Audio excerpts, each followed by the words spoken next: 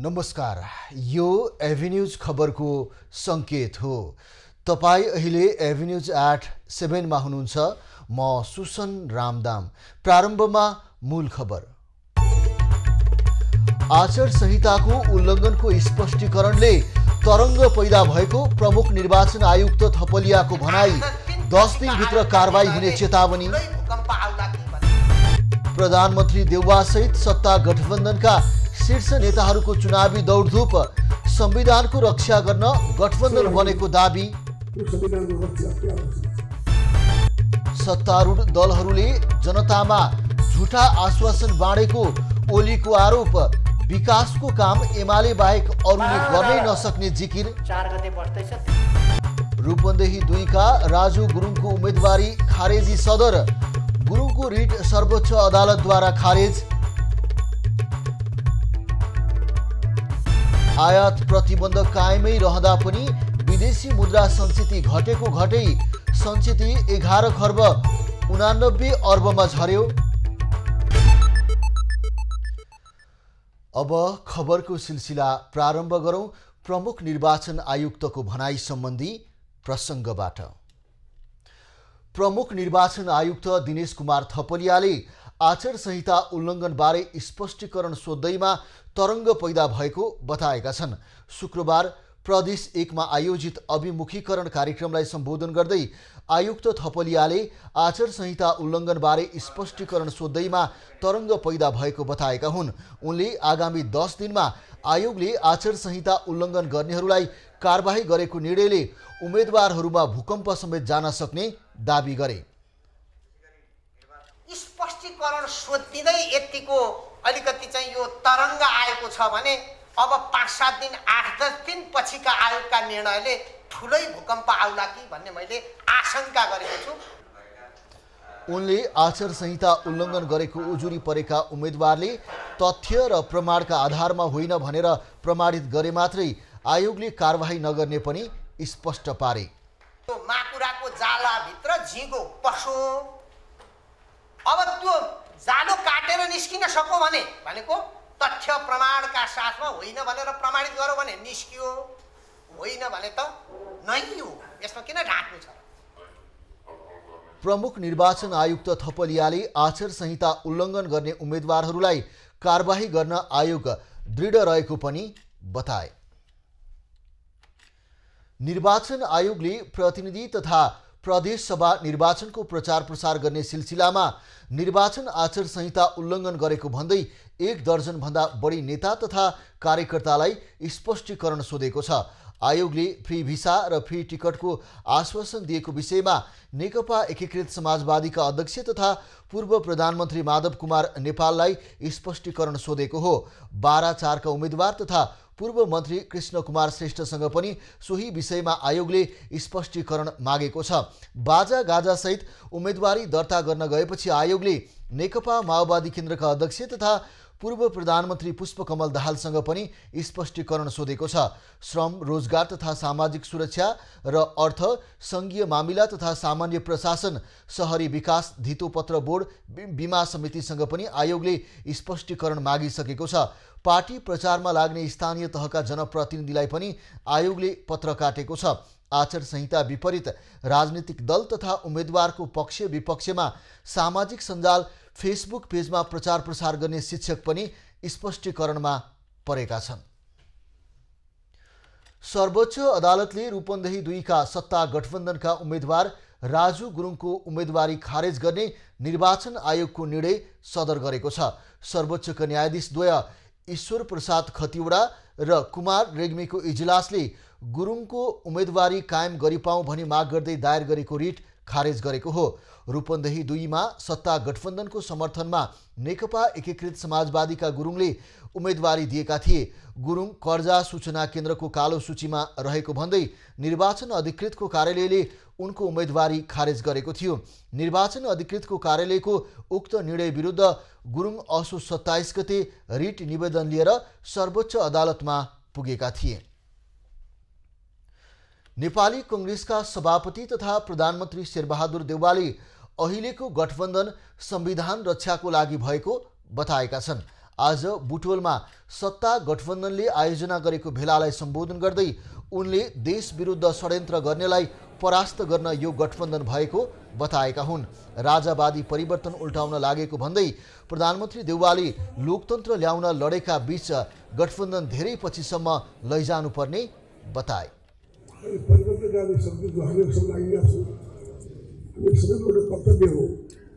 जसरी भए पनि यो अहिलेको जो अवस्था छ त्यसलाई बचाउनुपर्छ, संहिता बचाउनुपर्छ, गणतन्त्र बचाउनुपर्छ र चाहिँ समावेशिता बचाउनुपर्छ। त्यसका लागि यो संविधानको रक्षा अति आवश्यक छ।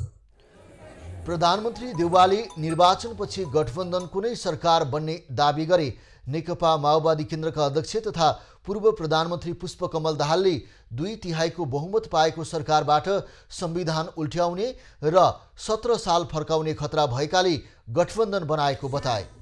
सबै दलित, महिला, आदिवासी, जनजाति, मधेसी, मुस्लिम, सबै अल्पसंख्यक सबैले जे पहिचान र अधिकार संविधान मार्फत पाएका छन् त्यो समावेशी समानुपातिक मान्यता उल्ट्याउन चाहने, गणतन्त्र उल्ट्याउन चाहने पूर्ववक्ता साथीहरूले भनि नै सक्नु भएको छ। निकै गम्भीर प्रयास भयो। अध्यक्ष दाहालले अहिलेको निर्वाचन ठूलो राजनीतिक लडाई भएको बताए। नेकपा एकीकृत समाजवादीका अध्यक्ष माधव नेपालले केपी ओलीले चुनाव जिते देश छाड्ने हिँड्नुपर्ने अवस्था आउने दाबी गरे। कता कता नयाँ तानाशाहको जन्म, कता कता नयाँ हिटलरको जन्म भएको जस्तो लाग्दछ। त्यसो नै होशियार, गणतन्त्र खतरामा हुन्छ। केपी ओलीले अलिकता शक्ति आर्जन गर्यो भने बहुमतको त कुरै छोड्नुहोस्, त्यसपछि देश छोडेर भाग्नुपर्ने हुन्छ। अध्यक्ष नेपालले ओलीलाई हेर्दा नयाँ तानाशाह र हिटलरको जन्म भए जस्तो लाग्ने बताउँदै उनीसँग होशियार हुनुपर्ने आवश्यकता रहेको बताए। गृहमन्त्री एवं कांग्रेस नेता बालकृष्ण खाँडले विकास, शान्ति र समृद्धिका लागि गठबन्धन भएको बताएका छन्। उनले अब चुनावपछि तीनै तहमा गठबन्धन सरकार बन्ने दाबी गरे। संघीय लोकतान्त्रिक गणतन्त्रको स्थापना भएको छ। अब यो संघीय लोकतान्त्रिक गणतन्त्रको प्रतिफल नेपाललाई एउटा विकसित र समृद्ध नेपाल गराउनु छ। त्यही अभियानकै लागि यो एकता हो। कांग्रेसका वरिष्ठ नेता रामचन्द्र पौडेलले यो चुनावमा मुलुकमा 2 गठबन्धन होइन अग्रगामी र प्रतिगमन पक्षधर बीचको प्रतिस्पर्धा भएको बताए। एमाले छाडेका घनश्याम भुसालले एमाले सुधार्न नसकेपछि पार्टी छाडेको बताए। नेपाली कांग्रेसका वरिष्ठ नेता रामचन्द्र पौडेलले प्रतिगमनलाई परास्त गर्छौं भन्ने संकल्प लिएर चुनावमा लाग्न गठबन्धनका नेता तथा कार्यकर्ताहरूलाई निर्देशन दिएका छन्। आज गठबन्धनको तर्फबाट पोखरामा आयोजित प्रदेश स्तरीय भेलालाई सम्बोधन गर्दै उनले संविधानको रक्षा गर्न गठबन्धन एक हुनु आवश्यक भएको बताएका हुन्। वरिष्ठ नेता पौडेलले गठबन्धनले जितेको खण्डमा देशलाई सुशासन दिने, युवाहरूलाई स्वरोजगार बनाउने र विदेशमा गई भौतारिनु पर्ने बाध्यताबाट मुक्त गर्ने प्रतिबद्धता जनाए। कसरी गठबन्धनका उम्मेदवारलाई जिताउन सकिन्छ, कसरी यो गठबन्धनलाई सफल पार्न सकिन्छ, कसरी यो परिवर्तनलाई बचाउन सकिन्छ, कसरी यो लोकतन्त्र बचाउन सकिन्छ, कसरी नेपाल राष्ट्रलाई सङ्कटतिर जानबाट जोगाउन सकिन्छ। भेलालाई सम्बोधन गर्दै गण्डकी प्रदेशका मुख्यमन्त्री कृष्णचन्द्र पोखरेलले मुलुकमा परिवर्तन गर्ने 2 शक्ति भनेको नेपाली कांग्रेस र माओवादी तथा एकीकृत समाजवादी रहेको दाबी गरे। माओवादी र कांग्रेसको विषयमा जो एउटा विरोधी कुराहरू ल्याएका छन्, हामीले भन्न सक्नुपर्छ यो मुलुकमा परिवर्तन गर्ने 2टै शक्ति, एउटा लोकतान्त्रिक शक्ति नेपाली कांग्रेस र अर्को भन्दाखेरि वामपन्थी शक्ति हो, जसको मूलधारमा अहिले आएर माओवादी र एकीकृत समाजवादी आएको छ। मुख्यमन्त्री पोखरेलले विशेष परिस्थितिलाई सम्हाल्दै देशको विकासको लागि अग्रगामी शक्ति एक भएको बताए। गठबन्धन एक भइरहँदा प्रतिपक्ष दलहरूले माओवादी र कांग्रेसको विषयमा विरोधी कुराहरू ल्याइरहेको भन्दै त्यसलाई गठबन्धनका दलले चिर्न सक्नुपर्ने उनको भनाइ थियो। नेकपा एमालेका अध्यक्ष एवं पूर्व प्रधानमन्त्री केपी ओलीले मङ्सिर 4 पछि आफ्नो पार्टीको नेतृत्वमा सरकार बन्ने दाबी गरेका छन्। शुक्रबार काठमाडौँमा आयोजित आदिवासी जनजाति संघको अन्तर्क्रियामा अध्यक्ष ओलीले अदालतले आफू नेतृत्वको सरकार हटाएको भन्दै मङ्सिर 4 गते जनताको महाअदालतले आफ्नो पार्टीलाई सरकारमा पुर्याउने बताएका हुन्। उनले जनताको फैसला आफ्नो पार्टीको पक्षमा हुने गरी परिचालन हुन नेता कार्यकर्तालाई निर्देशन समेत दिए। महाअदालत बसेर महाफैसला मङ्सिर 4 गते गर्दैछ। न्याय अदालत धेरै बसे, सरकार हटाए, के गरे, त्यो सबै सच्याउने गरी जनताको राष्ट्रिय अदालत महाअदालत 4 गते बस्दैछ। त्यसले महाफैसला गर्नेछ। त्यो महाफैसला सही हुनुपर्छ। सही फैसला गर्न गराउन साथीहरू लाग्नुहोस्, म त्यही आग्रह गर्न चाहन्छु। अध्यक्ष ओलीले निर्वाचनको बेला झुटा आश्वासन बाँडेर सत्तारूढ दलहरूले जनतालाई अल्मल्याउने काम गरिरहेको आरोप समेत लगाए। उनले आफू नेतृत्वको अघिल्लो सरकारले अरू पार्टीले 20 वर्षमा गर्न नसकेको काम 3 वर्षमै गरेर देखाएको दाबी समेत गरे। जनता समाजवादी पार्टी जसपा नेपालका अध्यक्ष उपेन्द्र यादवले जसपालाई मधेसीको पार्टी भनेर समाप्त पार्न खोजेपछि गठबन्धनबाट बाहिरिएको बताएका छन्। सप्तरीको राजविराजमा आयोजित कार्यक्रममा उनले पार्टीलाई समाप्त पार्न खोज्ने कांग्रेस र माओवादी केन्द्रको चक्रव्यूहबाट आफूहरू निस्केको बताएका हुन्। अध्यक्ष यादवले प्रतिनिधि सभामा 9 र प्रदेश सभाका लागि 21 सिट मात्रै दिएर पुरै देशमा अन्य दललाई समर्थन गर्ने प्रस्ताव आएपछि गठबन्धनबाट बाहिरिएको बताए।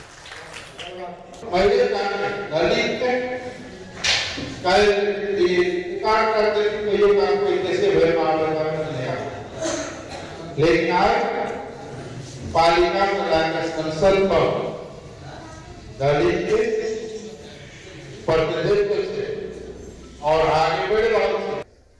यादवले मधेसलाई समृद्ध बनाउन र मधेसीहरूको अधिकार स्थापित गर्न जसपाले मात्रै सक्ने दाबी गरे।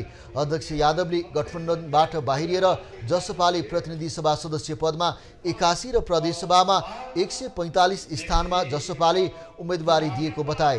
केही ठाउँमा एमालेसँग तालमेल गरिएको उनको भनाइ थियो। निर्वाचन आयोगले आगामी 9 कार्तिकमा समानुपातिक उम्मेदवारको अन्तिम बन्द सूची प्रकाशन गर्ने भएको छ।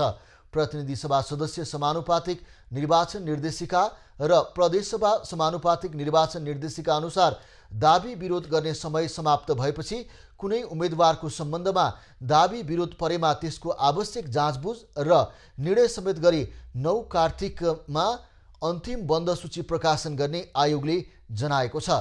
उम्मेदवारको अन्तिम बन्द सूची प्रकाशन गर्दा दलले पेश गरेको बन्द सूचीमा रहेको क्रम समेत खुलाई सम्बन्धित समावेशी समूहको उम्मेदवारको नाम क्रमबद्ध प्रकाश गरिने भएको छ। यस्तै आयोगले उम्मेदवारको अन्तिम बन्द सूची प्रमाणित गरी सम्बन्धित दललाई बुझाउनेछ। आयोगले गत 16 असोजमा समानुपातिक निर्वाचन प्रणाली अन्तर्गत प्रदेश र प्रतिनिधि सभा उम्मेदवारको बन्द सूची बुझाउने मिति तोकेको थियो। त्यसपछि पनि आयोगले बन्द सूचीमा भएका नाम सच्याउन, उम्मेदवारी फिर्ता लिन, उम्मेदवार विरुद्ध परेको दाबी विरोधको निरूपण लगायतका काम गर्दै आएको छ। प्रतिनिधि सभा र प्रदेश सभा सदस्यको निर्वाचन नजिकिएसँगै चुनावी सरगर्मी बढेको छ। जनमत आफ्नो पक्षमा पार्न गाउँ पसेका उम्मेदवारसँग मतदाताका अपेक्षा भन्दा पनि गुनासा बढी छन्। सुर्खेतमा धेरै जसो पुरानै अनुहार दोहोरिएकाले विगतमा गरेका बाचा पूरा नगरेको भन्दै गुनासो गर्ने मतदाताको संख्या ठूलो छ। चुनावी नतिजा आफ्नो पोल्टामा पार्ने कसरतमा लागेका उम्मेद्वारका आश्वासनले मतदाता भने आजित भइसकेका छन्। खानेपानी धाराले घर घर बनाइदिन्छौँ, घाँसबास कपास बनाइदिन्छौँ भनेर केही लुचो लाउन सकेनन्। अब केही नयाँ पिँढीलाई दिएपछि केही उपकार हुन्थ्यो कि? वर्षौंदेखि उही विकास र समृद्धिका चिल्ला नारा मात्रै सुन्दा सुन्दा दिक्क भइसकेको मतदाताको भनाइ छ। युवाहरूलाई काम दिन पर्यो, रोजगार बनाउनु पर्यो, ठुल्ठुला कल कारखानाहरू खोल्नु पर्यो, बाटोघाटो कुन ठाउँमा के समस्या त्यो समस्याको हल गरेर त्यस्तो गर्दै हुन्थ्यो जस्तो लाग्छ। गाउँघरको विकास र समृद्धिको योजना लिएर फेरि मतदाता बीच गइरहेका दल र उम्मेद्वारहरूलाई मतदाता रिझाउन हम्मे हम्मे भइरहेको छ। नेताहरूले चुनावको बेला गफ मात्रै गर्ने तर जितिसकेपछि कुनै काम नगर्ने गरेको गुनासो मतदाताको छ। सबको व्यवस्था गर्दियोस् र जनताको कुरा पनि गरिबबाट लिएर धनीसम्मको कुरा सुनियोस्, गरिब कुरा नसुन्ने र धनी कुरा सुन्ने मात्रै अहिलेको राज्यको नियम छ के विकास देखेको छैन के। मतदाताका असन्तुष्टिले नेताहरूलाई भोट माग्नै कठिन छ। मतदाताले खास गरी उम्मेद्वारहरूसँग सडक, खानेपानी, शिक्षा, स्वास्थ्य, कृषि क्षेत्रको विकास तथा बस्ती व्यवस्थापन लगायतका सवालहरू उठाउने गरेका छन्। बाटोको समस्या हामीलाई खानेपानी दिन चाहियो, त्यो पनि छैन हाम्रोमा। पानी बनाउन भन्छन् नै बनाउँला भन्दा पनि जिन्दगी जान्ला। अघिल्ला चुनावमा गरेकै बाचा पूरा नभएकोमा मतदाता सन्तुष्ट देखिँदैनन्। सधैँ आश्वासन बाँड्ने तर पूरा नगर्ने उम्मेद्वारहरूप्रति आक्रोश पनि देखिएको छ। हामी अब सोलर बाँधेर हामी सकेनौँ, हामीलाई बत्ती दिनु पर्यो कि हामीलाई। बत्तीको आफै छ, पानी पनि अब हामीले आफैले मूलबाट आफैले जोडेर लगेका छौँ। बाटो अनि बाटो पनि हाम्रो पोहोरको इजनाले खने अलिकति त्यो भत्केर त्यसै छ। रुष्ट बनेका नागरिकहरू दशकौंदेखि विकासका आधारभूत पूर्वाधार समेत पाउन नसकेको गुनासो गरिरहेका छन्। चुनावमा मात्र जनता सम्झने नेताले आफूलाई परिवर्तन गर्न जरुरी रहेको सुर्खेतका मतदाताको भनाइ छ। यस कुमार चपाई, सुर्खेत। खबरको सिलसिला अब बाँकी खबर। मुलुकमा केही महँगा वस्तुको आयात प्रतिबन्ध लम्बिरहँदा पनि विदेशी मुद्रा सञ्चित भने घट्ने क्रममै रहेको देखिएको छ। नेपाल राष्ट्र बैंकले आज सार्वजनिक गरेको आर्थिक तथा वित्तीय स्थिति विवरण अनुसार 2 महिनामै 26 अर्ब 64 करोड रुपैयाँ बराबरको विदेशी मुद्रा सञ्चिति घटेको छ। गत असार मसान्तसम्म मुलुकसँग कुल 12 खर्ब 15 अर्ब 80 करोड रुपैयाँ बराबर विदेशी विनिमय सञ्चिति रहेकोमा भदौ मसान्तसम्म आउँदा थप 2.2% कमी आई 11 खर्ब 89 अर्ब 16 करोड रुपैयाँमा झरेको हो। अमेरिकी डलरमा यस्तो सञ्चिति पनि 2 महिनामा 2% घटेको छ। असार मसान्तसम्म 9 अर्ब 54 करोड डलर रहेको सञ्चिति भदौ मसान्तसम्म 9 अर्ब 35 करोड कायम भएको छ। 2078 असारदेखि नै विदेशी मुद्रा सञ्चिति घटिरहेको छ। यो आर्थिक वर्षको साउन र भदौमा गत आर्थिक वर्षको सोही अवधिको तुलनामा रेमिट्यान्स झण्डै 20% बढेको देखिएको छ। पछिल्लो 2 महिनाको वित्तीय विवरण अनुसार समीक्षा अवधिमा रेमिट्यान्स आप्रवाह 19.8% ले वृद्धि भएको हो। साउन र भदौ महिनामा कुल 1 खर्ब 87 अर्ब 4 करोड रेमिट्यान्स भित्रिएको छ। अमेरिकी डलरमा रेमिट्यान्स आप्रवाह 11.3% ले वृद्धि भई 1 अर्ब 47 करोड पुगेको छ। आर्थिक वर्ष 2079-80 को 2 महिनामा कुल आन्तरिक कर्जा 0.6% ले बढेको छ। समीक्षा अवधिमा बैंक तथा वित्तीय संस्थाहरूमा रहेको निक्षेप 0.9% ले घटेको छ। प्रतिवेदनले उपभोक्ता मुद्रास्फीति 8.64% कायम रहेको जनाएको हो। दशैं तिहार जस्ता ठूला चाडपर्व अघिकै महिनामा खाद्य तथा पेय पदार्थ समूहको मुद्रास्फीति 8.17% र गैर खाद्य तथा सेवा समूहको मुद्रास्फीति 9.02% रहेको बैंकले जनाएको छ। गैर खाद्य तथा सेवा समूह अन्तर्गत यातायात, स्वास्थ्य, फर्नेसिङ तथा घरयासी उपकरणहरू, शिक्षा र घरयासी उपयोगका वस्तुहरूको मूल्य केही बढेको बैंकले जनाएको छ। बाराको त्रिवेणी स्पिनिङ मिल्समा मजदुरले दशैंको बोनस नपाएको विषयले उग्र रूप लिँदा बिहिबार झडप भएको छ। मजदुर र व्यवस्थापन बीच छलफलकै क्रममा प्रहरीले बल प्रयोग गर्दा मजदुर सहित 10 जना प्रहरी घाइते भएका छन्। विशेष खबरको साथमा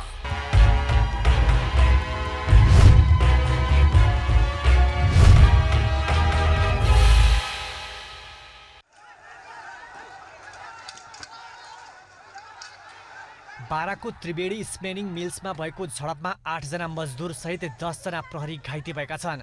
जितपुर सिमेरा 9 छाता पेपरा स्थित कारखानामा दशैं बोनस माग्दै वार्तामा बसेका मजदुर र प्रहरी बीच झडप हुँदा प्रहरी नायब उपरीक्षक सहित 10 जना घाइते भएका हुन्। झडपमा भगवान महतो चौहान लगायतका 8 जना मजदुर घाइते भएका छन्। घाइते मध्ये प्रहरी हवलदार श्रीराम पटेलको टाउको र जवान सुरेन्द्र महतोको ओठमा चोट लागेको छ। प्रहरी र घाइते मजदुरको विभिन्न अस्पतालमा उपचार भइरहेको छ।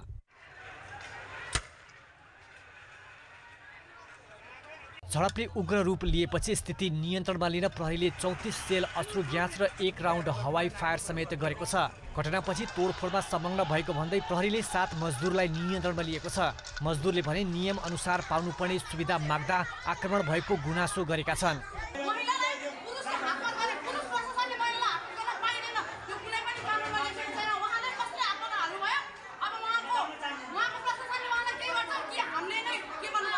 बुधबारदेखि नै बोनसका विषयमा व्यवस्थापनसँग छलफल भइरहेको समयमा प्रशासनले अनावश्यक बल प्रयोग गरेको मजदुरको आरोप छ। मजदुरको माग सम्बोधनका विषयमा छलफल भइरहेको समयमा झडप हुनु गलत भएको भन्दै प्रशासनले व्यवस्थापन र मजदुर दुवै पक्षलाई राखेर सहमतिको प्रयास भइरहेको जनाएको छ।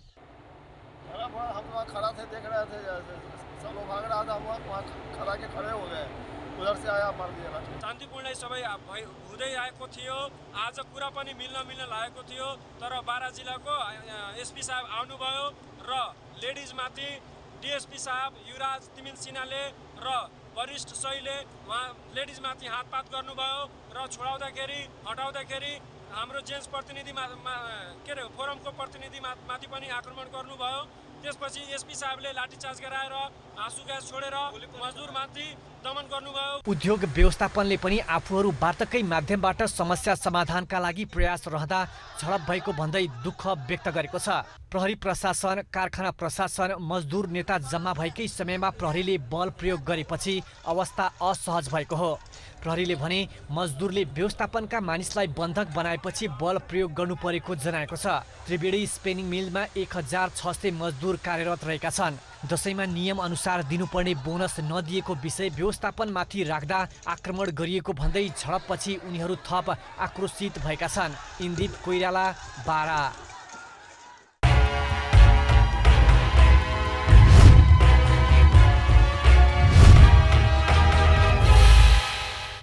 नेपाल नागरिक उड्डयन प्राधिकरणले त्रिभुवन अन्तर्राष्ट्रिय विमानस्थलमा नेपाल एयरलाइन्सले गर्दै आएको ग्राउन्ड ह्यान्डलिङ सञ्चालनको विकल्प खोज्ने भएको छ। निगमले दिँदै आएको ग्राउन्ड ह्यान्डलिङ सेवामा प्रश्न उठ्ने गरेको भन्दै ग्राउन्ड ह्यान्डलिङ सञ्चालनको विकल्प खोज्ने तयारी प्राधिकरणले गरेको हो। निगममा हुँदै आएको राजनीतिक किचलोका कारण जुनसुकै बेला हवाई उडान सेवामा अवरोध हुन सक्ने भन्दै प्राधिकरणले उपयुक्त समयमा निर्णय गर्ने पनि जानकारी दिएको छ।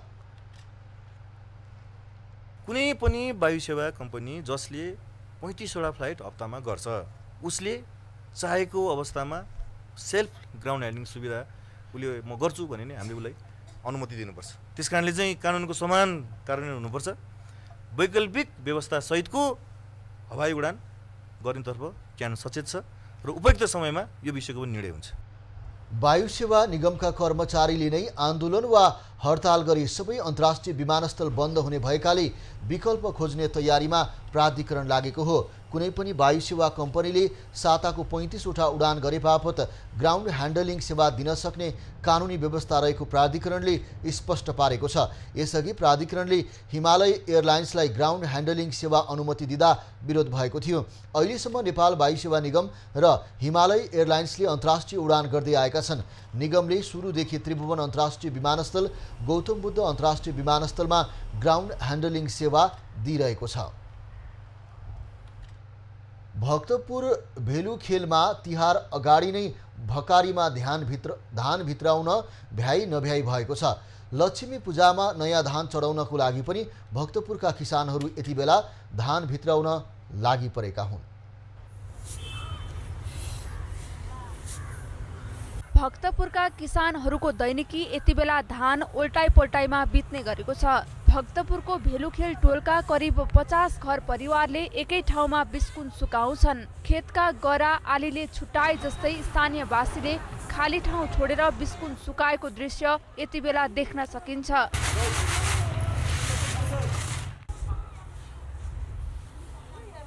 सडक किनारमा सुकाइरहेको धान नियालेर यहाँ घुम्न आउने पर्यटक समेत रमाएको देख्न सकिन्छ। धानको धुलोको व्यवस्था गर्दै पर्यटकहरू किसानको जीवनशैलीमा रमाएका छन्। स्थानीयहरू मिलेर धान सुकाउने र उठाउने गर्छन्। समयमै मल नआउँदा यस वर्ष विगतको तुलनामा धान कम फलेको किसानको भनाइ छ। विगतको तुलनामा चाहिँ धान धेरै कम फलेको छ। धेरै जसो ठाउँमा धान घटेको छ यसपालि। धान रोप्ने बेलामा मल चाहिँ आउँदै आएन, त्यतिकै मल नराखिकन धान रोप्यो, अनि त्यति राम्ररी धान फलेन। भेलु खेलमा मात्र होइन, भक्तपुरका खाली ठाउँमा अचेल यसै गरी धान सुकाएको देख्न सकिन्छ। चरा कुखुराबाट जोगाउन उनीहरू धान सुकाएको स्थानमा कुरेर बस्छन्। अन्त धान सुकाउन घाम कम लाग्ने भएकाले किराबाट धान जोगाउन धान सुकाउनु परेको स्थानीय बताउँछन्। समयमा नै बिउ र मल नआइपुग्दा विगतको तुलनामा यस वर्ष धान धेरै फल्न नसकेको भक्तपुरका किसानको गुनासो छ। मल पनि छैन, देशी मल छैन, पानी राम्रो आयो, त्यो पनि अलिक बिग्रिएको छ। पहिला त्यो यसपालिको चाहिँ चानाबाट धान आएन बिउ, अनि आफ्नो घरमा भएको पुरानो। पहिला धान चोरी हुने डरले मानिसहरू धान सुकाएकै स्थानमा सुत्थे। अहिले भने सुकाएकै ठाउँमा धानलाई त्रिपालले छोपेर छोड्छन् र ढुक्कले घरमा सुत्छन्। राम्रोसँग नसुकाई भण्डारण गर्दा धानमा किरा लाग्ने बिग्रने गर्दछ। त्यसैले धानलाई राम्रोसँग सुकाउन उनीहरूले खुला ठाउँलाई उपयोग गर्दै आएका छन्। चर्को ब्याज दर र सीमामा हुने अवैध आयात रोक्न माग गर्दै बर्दियामा उद्योगी व्यवसायीले प्रदर्शन गरेका छन्। जिल्ला प्रशासन कार्यालय बर्दिया मार्फत नेपाल राष्ट्र बैंकलाई ज्ञापन पत्र बुझाउँदै व्यवसायीले एकलौटी रूपमा बढाइएको कर्जा ब्याज दर तुरुन्त खारेज गर्न माग गरेका हुन्। कोरोनाबाट पीडा भोग्दै आएका व्यवसायीलाई बैंकहरूले ब्याज दर थपेर पलायन हुने अवस्थामा पुर्याएको प्रदर्शनमा सहभागीको आरोप छ। ऋण लगानी गर्ने नीतिले आम उद्योगी तथा व्यवसायीलाई निकै समस्या पारेको छ। आर्थिक सङ्कटको बेलामा अर्थतन्त्र सबै क्षेत्रले एकले अर्कालाई सहयोग गर्नुपर्ने अहिलेको अवस्थामा उक्त नीतिले झन आर्थिक सङ्कट निम्त्याउने हुँदा उक्त नीति कार्यान्वयनप्रति हाम्रो गम्भीर आपत्ति छ। 6 महिना बित्दा नबित्दै चाहिँ अर्थनीति चेन्ज भइहाल्ने, सरकार परिवर्तन त छोडिदिनुहोस्, 3 महिना 6 महिना पनि टिक्न नसक्ने अर्थनीति के काम। ज्ञापन पत्र बुझ्दै प्रमुख जिल्ला अधिकारी बन्धु प्रसाद वास्तुलाले सीमा पारबाट हुने अवैध आयातलाई निरुत्साहित पार्न भन्सार कार्यालय स्थापनाको लागि केन्द्रमा पत्रचार भइसकेको बताए। अब म व्यवस्थापन मिलाउँछु भन्नुभएको छ, पटक पटक कुरा भयो, अहिलेसम्म मिलाउन सक्नु भएको छैन। म फेरि एकचोटि फलोअप गर्छु। अवैध आयातले राजस्व गुमेको र ब्याज दर वृद्धिले सेवा तथा वस्तुको मूल्य वृद्धि भई सर्वसाधारण नागरिकलाई मूल्य वृद्धिको असर भएको बर्दियाका व्यवसायीहरूको भनाइ छ। बैंकहरूले ब्याज दर बढाएपछि देशभरका व्यवसायी विरोधमा उत्रेका छन्। ब्याज दर घटाएर 1 अङ्कमा सीमित राख्न माग गर्दै कैलालीको लम्कीमा पनि शुक्रबार प्रदर्शन भएको छ। बैंकले ब्याज दरमा मनपरी गरेको भन्दै कैलालीको लम्कीका व्यवसायीहरूले संयुक्त विरोध प्रदर्शन गरेका छन्। बिहीबार पत्रकार सम्मेलनको आयोजना गरी आन्दोलनका कार्यक्रम सार्वजनिक गरेका व्यवसायीहरूले शुक्रबार लम्कीमा विरोध प्रदर्शन गरेका हुन्। बैंकहरूले कर्जाको ब्याज दरमा एकल अङ्क कायम गरी स्थायित्व हुनुपर्ने, कर्जा लिँदा भएको ब्याज दर सम्झौता 1 वर्षसम्म हुबहु हुनुपर्ने लगायतका व्यवसायीहरूले माग राखेका छन्। हामी बैंक र हाम्रो बीचको नगरमा जस्तो सम्बन्ध कायम गर्नको लागि मध्यस्थताकर्ता राष्ट्र बैंक र सरकार हुन्।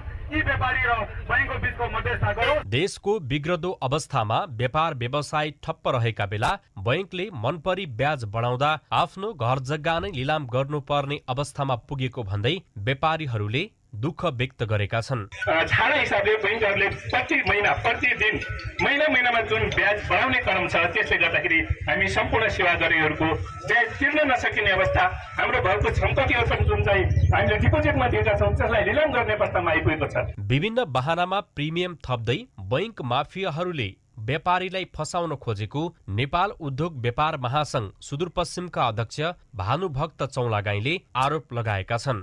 4-5 प्रिमियम थपेर त्यो कहाँबाट आयो 4-5 प्रिमियमको कुरा? त्यसमै रहस्य खुलेको छ र केही बैंकका ब्याज खानेहरूको माफियाहरूले हामीलाई फसाएका हुनुहुन्छ। यो व्यापारीहरूको ढाड सेक्ने गरी राष्ट्र बैंकले गरेको निर्णय यथाशीघ्र रूपमा फिर्ता नलिए आन्दोलनलाई सशक्त बनाउने व्यापारीहरूले चेतावनी दिएका छन्। एबी न्यूज खबरका लागि मंगल बास्कोटे, कैलाली। रूपन्देहीको तिलोत्तमामा निजी क्षेत्रको लगानीमा नेपालकै ठूलो कृषि उपज थोक बजार सञ्चालनमा आउने भएको छ। 20 करोड रुपैयाँको लागतमा तिहारको लक्ष्मी पूजाको दिन पारेर बजार सञ्चालन हुन लागेको हो। कालीमाटी तरकारी बजार भन्दा ठूलो कृषि उपज थोक बजार लक्ष्मी पूजाको दिनदेखि सञ्चालन हुन लागेको हो। लक्ष्मी पूजाको दिन हामी दोकान सञ्चालन पूजा गरिसकेपछि हामी लगत्तै दोकान सञ्चालन गर्ने पक्षमा छौँ र अहिले तत्काल नेपालको मा उत्पादन भएको सुन्तला यही बजारदेखि बिक्री वितरण गर्ने गरी गुल्मी, अर्घाखाँची, पाल्पा, स्याङ्जा लगायतका जो पहाडी जिल्लाहरूमा उत्पादन भएको सुन्तलालाई यो ठाउँमा ल्याएर यो बजारबाट बिक्री वितरण गर्ने हामीले लक्ष्य राखेका छौँ। नेपाल सरकार, कृषि मन्त्रालय, यो प्रदेश सरकारको कृषि मन्त्रालय लगायत स्थानीय सरकारी हो तिर्लोत्तमा नगरपालिकाले पनि पहल गरोस् जसको तपाईँको हामी निर्यात गर्न सकौँ, नेपालको तपाईँको नेपालमा आय गर्न सकौँ भन्ने हामीहरूको उद्देश्य छ। यो मन्डीमा खास गरेर कृषिजन्य वस्तुहरूलाई सबैभन्दा मुख्य प्राथमिकतामा राखिएको छ भने यसमा कृषकका उत्पादनहरूलाई जोडेर जाने र यसमा अन्य यसका आवश्यक पर्ने होटल व्यवसायदेखि लिएर अरू दाना, अन्डा, दाना, चल्लाहरू समेत यसमा पशुपन्छीलाई चाहिने वस्तुहरू समेत यसबाट बिक्री वितरण हुनेछ। 3 बिघा क्षेत्रफलमा फैलिएको थोक बजार करिब 20 करोड रुपैयाँको लागतमा निर्माण भएको हो। केन्द्रमा 179 वटा आधुनिक सटर निर्माण गरिएको छ। बजारलाई किसानले उत्पादन गरेका तरकारी तथा फलफुल बिक्री गर्ने साझा स्थलको रूपमा विकास गर्ने लक्ष्य राखिएको छ। नेपाल प्रज्ञा प्रतिष्ठानले महाकवि लक्ष्मी प्रसाद देवकोटाको 114औं जन्म जयन्तीको अवसरमा रचना वाचन कार्यक्रमको आयोजना गरेको छ। मैतीदेवी स्थित महाकवि लक्ष्मी प्रसाद देवकोटा संग्रहालयमा आयोजित कार्यक्रममा स्रष्टाहरूले देवकोटाको व्यक्तित्वको बारेमा चर्चा गरेका थिए। कार्यक्रममा प्रतिष्ठानका कुलपति गंगा प्रसाद उप्रेतीले देवकोटा संग्रहालय निर्माण गरेर कार्यक्रम गर्न पाउनु उपलब्धि भएको बताए। कविताहरू, उहाँका प्रेरणास्पद भाषणहरू सुन्न सक्छौँ, उहाँका कृतिहरू हेर्न सक्छौँ र त्यसैले आज चाहिँ विशेष गरी अरू देवकोटाको जन्म जयन्तीका अरू दिनभन्दा आज यसपटकको जन्म जयन्ती विशेष महत्त्वको छ। प्रतिष्ठानले संग्रहालयमा पूर्णतः देवकोटाको कृति लगायत 2016 सालमा हराएका देवकोटालाई अनुभव गर्ने स्थलका रूपमा विकसित गरिने जनाइएको छ। महाकवि देवकोटाको जन्म विक्रम सम्वत 1966 साल कार्तिक 27 गते लक्ष्मी पूजाको दिन भएको थियो। स्वागत मन्तव्य व्यक्त गरिदिनु। महपूजा चन्द्रमानक नेपाल सम्वत अनुसारको नयाँ वर्षको सुरुवात कछलाथुव पारु कार्तिक शुक्ल पक्ष प्रतिपदा तिथिका दिन नेवार समुदायले मनाउने पर्व हो। पछिल्लो समय नयाँ पुस्ताले पर्वको महत्त्व भुल्दै गएकाले धरानका नेवार समुदायले नयाँ पुस्तालाई बुझाउने प्रयास गरेको छ।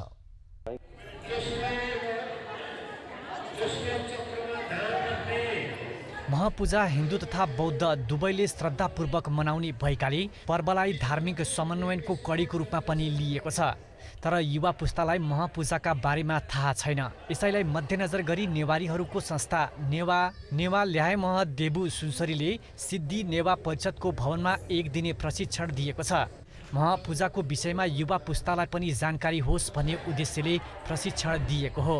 हामी खासमा पूजा गर्छौँ, देवलाई पूजा गर्छौँ। देव भनेको पञ्चतत्त्वले बनेको शरीर र यसभित्र चाहिँ हामीहरूको एउटा आत्मतत्त्व हुन्छ, जुन तत्त्व चेतन तत्त्व। त्यो चेतन तत्त्वलाई सत्कार गर्ने, सम्मान गर्ने र त्यसलाई विकास गर्ने र त्यसलाई सन्मार्गमा लगाउने हुन्छ। हामीले त्यसलाई अर्चना गर्ने महपूजा हो। विदेशमा बसेका नेपालीहरूले पनि यस महपूजालाई आफ्नो मौलिक पहिचानका रूपमा मनाउने गरेको छ। तर पछिल्लो समय नयाँ पुस्ताले आफ्नो संस्कृति बिर्सदै गएको प्रति आफूहरू चिन्तित बन्दै परम्परा र संस्कृतिको जगेर्नाका लागि तालिम दिइरहेको आयोजकको भनाइ छ।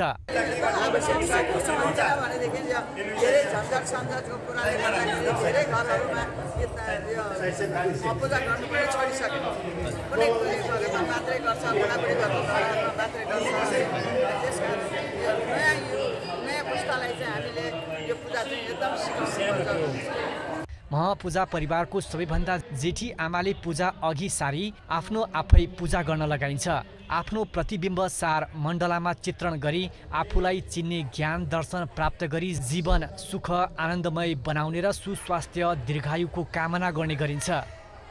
विनय प्रधान, धरान। धरान स्थित कृषि उपज बजारमा तिहार आउन बाँकी छँदै भारतीय फूल भित्रिएको छ।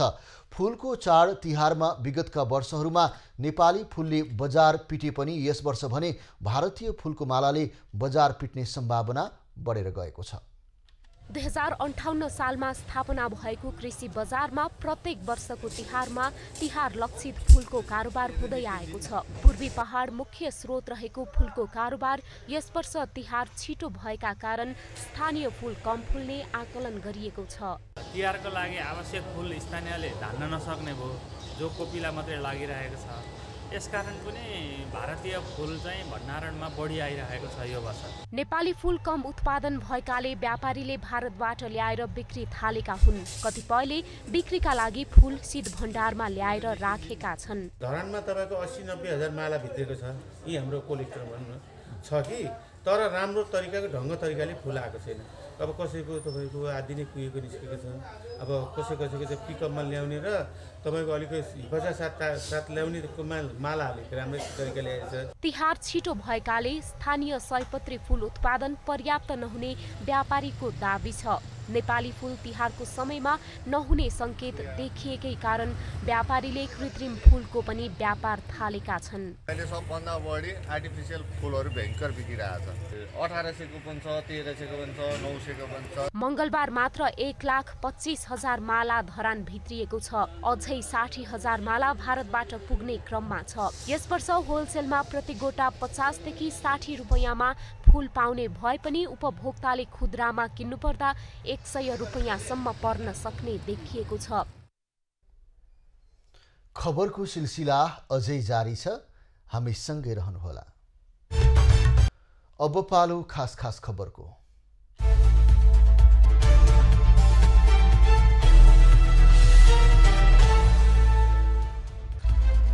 नेपालमा थप 54 जनामा कोरोना संक्रमण देखिएको छ। पछिल्लो 24 घण्टामा 1013 जनाको पीसीआर परीक्षण गर्दा 48 र 1467 जनाको एन्टिजेन परीक्षण गर्दा 6 जनामा संक्रमण पुष्टि भएको हो। पछिल्लो 24 घण्टामा थप 54 जना संक्रमित निको भएका छन्। हाल देशभर 701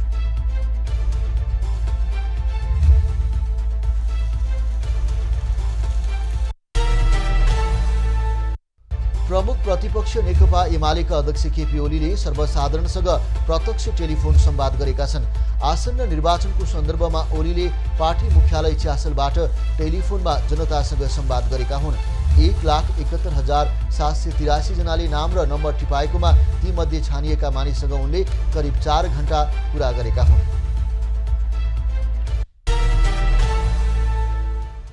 नेपालका लागि नवनियुक्त अमेरिकी राजदूत डीन थम्पसनले आज राष्ट्रपति विद्यादेवी भण्डारी समक्ष ओहदाको प्रमाणपत्र पेश गरेका छन्। शीतल निवासमा आयोजित कार्यक्रममा प्रमाणपत्र पेश गर्दै उनले नेपालका लागि अमेरिकी राजदूतका रूपमा काम गर्न पाउनु आफ्ना लागि सम्मानको विषय रहेको बताएका हुन्। उनी वरिष्ठ कूटनीतिज्ञ एवं रक्षा रणनीतिकार हुन्। निर्वाचन आयोगले नेपाली कांग्रेसका महामन्त्री विश्वप्रकाश शर्मासँग स्पष्टीकरण सोधेको छ। झापा क्षेत्र नम्बर 1 बाट प्रतिनिधि सभा सदस्यका उम्मेद्वार शर्मालाई आयोगले आज स्पष्टीकरण सोधेको हो। चुनावको समयमा आगलागी पीडित केवल निरौलाको घर निर्माणको लागि सहयोग रकम हस्तान्तरण गरेको भन्दै उनीसँग स्पष्टीकरण सोधिएको हो। निर्वाचन आयोगले बझाङ जिल्लाबाट प्रतिनिधि सभा सदस्यका उम्मेद्वार ऐन बहादुर महरलाई स्पष्टीकरण सोधेको छ। आयोगले जिल्ला स्तरीय खुला प्रतियोगिताका विजेतालाई निर्वाचन आचार संहिता विपरीत प्रथम पुरस्कार भनी 41,000 रुपैयाँ प्रदान गरेको भनी सामाजिक सञ्जालमा सार्वजनिक भएको विषयमा 24 घण्टाभित्र स्पष्टीकरण माग गरेको हो। अर्घाखाँचीको भूमिका स्थान नगरपालिकामा दाजुले भाइको हत्या गरेका छन्। भूमिका स्थानका 74 वर्षीय दाजु हिमबहादुर घमालले भिरबाट लडाएर 70 वर्षीय भाइ वीरबहादुर घमालको हत्या गरेका हुन्। आर्थिक विवादमा भाइलाई भिरबाट लडाएर हत्या गरेको आरोपमा हिमबहादुरलाई प्रहरीले कारबाही प्रक्रिया अघि बढाएको छ। नेपाली कांग्रेसका उपसभापति धनराज गुरुङ सवार गाडी दुर्घटनामा परेको छ। शुक्रबार चुनाव प्रचारका क्रममा स्याङ्जाको गल्याङ बटुवामा गाडी दुर्घटनामा परेको हो। उपसभापति गुरुङले गाडी नालीमा खसेको र सबैजना सुरक्षित रहेको ट्विटर मार्फत जानकारी दिएका छन्। तनहुको बन्दीपुर गाउँपालिका 3 सिस्ने घारीमा चितुवाको आक्रमणबाट एक बालिकाको मृत्यु भएको छ। मृत्यु हुनेमा 11 वर्षीय बिना चेपाङ रहेकी छिन्। घरबाट सानियामाको घर जाने क्रममा सालघारीमा चितुवाको आक्रमणबाट ती बालिकाको मृत्यु भएको हो। नेपाल आयल निगमले विभिन्न 60 पदको लागि दरखास्त आह्वान गरेको छ। निगमले लोकसेवाबाट परीक्षा लिने गरी इच्छुकबाट 21 दिनभित्र दरखास्त आह्वान गरेको हो। निगमको विज्ञापन अनुसार 10औं तहको निर्देशकदेखि तहविहीन अपरेटरसम्मको पदमा दरखास्त दिन सकिनेछ।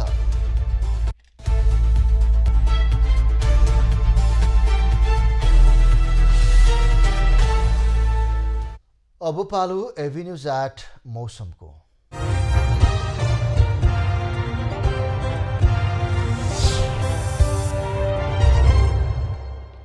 गत 24 घण्टामा मुलुकको विभिन्न भागमा पश्चिमी र स्थानीय वायुको सामान्य प्रभाव रह्यो। पहाडी भूभागमा पश्चिमी वायुको सामान्य प्रभाव रहेको छ।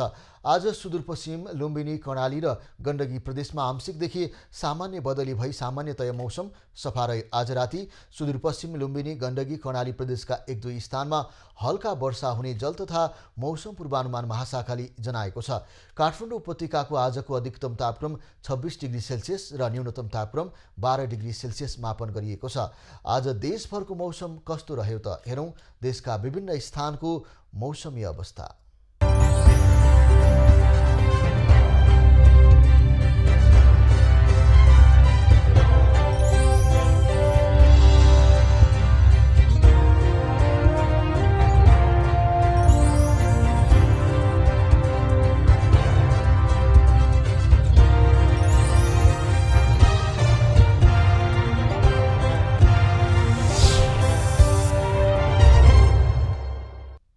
अहिलेलाई खबरको क्रम यति नै। एभिन्यूज खबरका यी सहित अन्य विस्तृत खबरको लागि www.avenews.tv लगइन गर्न सक्नुहुनेछ।